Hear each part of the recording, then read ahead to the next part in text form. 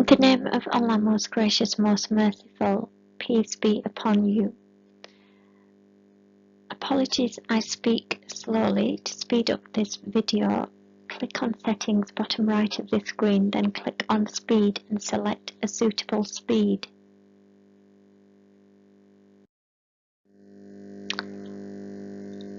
So, here's my third reading of the Bible, and it's Matthew 5 verses 1 to 12. Before I read it, I would like to seek shelter with the Almighty from the rejected Satan. So, verse 1. And seeing the multitudes, he went up into a mountain, and when he was set, his disciples came to him. And he opened his mouth and taught them, saying, Blessed are the poor in spirit, for theirs is the kingdom of heaven. That's a strange thing to say. Poor in spirit, in hope. I'm not sure what is meant by spirit. What spirit?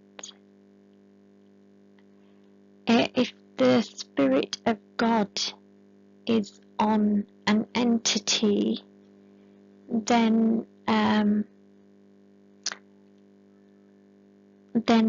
they are rich, not poor. So, does it mean sad?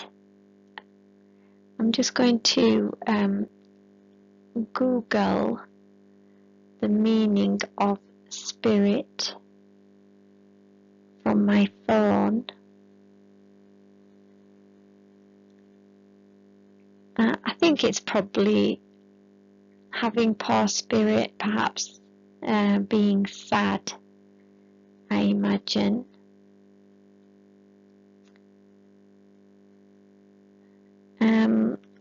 How does being poor in spirit result? Oh, somebody else has asked the question.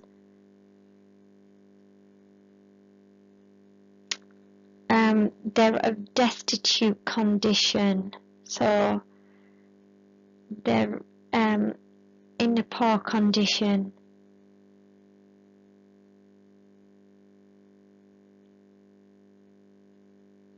Okay, so without looking at details, I'm understanding it as the poor. Blessed are they that mourn, for they shall be comforted. Blessed are the meek, for they shall inherit the earth. Blessed are they which do hunger and thirst after righteousness, for they shall be filled. Blessed are the merciful, for they shall obtain mercy. Blessed are the pure in heart, for they shall see God. Blessed are the peacemakers, for they shall be called the children of God. Blessed are they which are persecuted for righteousness' sake, for theirs is the kingdom of heaven. Blessed are ye when men shall revile you and persecute you, and shall say all manner of evil against you falsely for my sake. Now that line I would assign to God, perhaps, that those people are blessed who are reviled and persecuted for the sake of God. And there are such people in the world who are reviled and persecuted for God's sake, and they are Muslims. They are hated much in this world. The Gog and Magog elite, who are anti-Christian Satanists, have brainwashed the masses through their mainstream media, and they've brainwashed people throughout the entire world with their mainstream media because they own the media, and so the most people being killed through Western bombs are the Muslims. Now, sometimes I hear people talking about Christians being the most persecuted people. No, the number of Muslims dying is being killed from Western bombs and mercenaries far outstrips any persecution of Christians. And in fact, it is the Western mercenaries that dress up as Muslims and kill the Christians. It's not the Muslims in the region of the Christians. So I do think that false Christians in Western leadership, they are false Christians. They need to be reminded of these verses, because this says the positive about what will happen to the weak and those who cry and the meek and the poor. Here there's no punishment listed for those that are the opposite, but I am aware that Jesus did announce wars upon politician type people. Rejoice and be exceedingly glad, for great is your reward in heaven.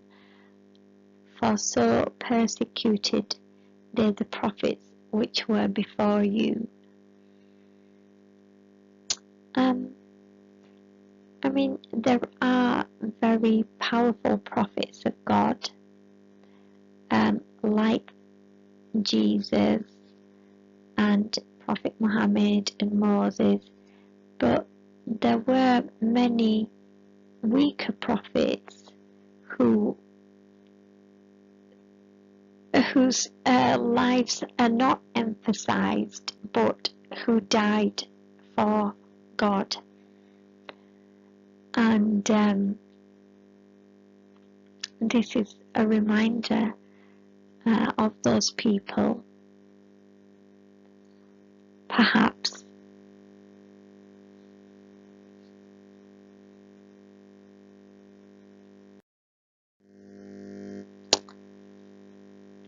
I don't want to drag this video on too long, so I will at this point stop and pray that Allah subhanahu wa ta'ala guides us all. Now, Allah, when I talk about Allah, I'm talking about the creator of the universe, the Almighty, and I pray that He guides us all, protects us all, and gives us peace and forgiveness. I pray that He guides the Gog and Magog, Satanists, Antichrist, and the devil to the straight path.